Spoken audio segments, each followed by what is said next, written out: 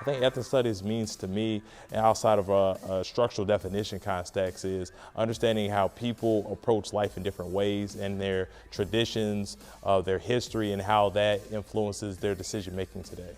When I think about ethnic studies, I see it as an opportunity for social movement building. And there's a lot to learn in terms of past experiences, particularly around resistance to systemic forms of oppression. Ethnic studies means giving the voices to those that are unheard. And so to me, it is more than race. It's more than the boxes and our labels. It really is the diversity that makes our land and our community, and that's made up of many beautiful colors and personalities. Ethnic studies to me is a healing force to bring people together, and so that we can all acknowledge the trauma and the beauty that exists in our communities. I think for me is understanding the way that race and ethnicity play out historically and contextually within the United States of America, but also power and privileges that are upheld. It's pretty much understanding humanity, but also understanding the layers that go on humanity, right? And so those are social constraints, those are areas of avenue, areas of disadvantage.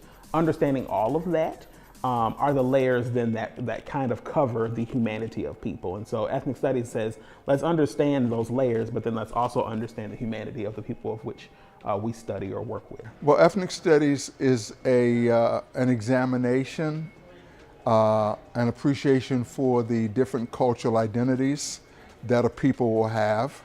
And I've learned that usually people have several cultural identities going on at the same time. So ethnic studies for me is about learning about how my culture has helped shape me as a person and my personality as well as my values and my morals. Ethnic studies is basically the studies of diasporic communities, often communities of color, that historically have not given the space to be seen as subject, but rather as objects. Ethnic studies to me is giving a voice to those that didn't have a voice in institutions, particularly academia. As a teacher and a professor, I have to check my privilege and I have to understand my privilege. We're all different.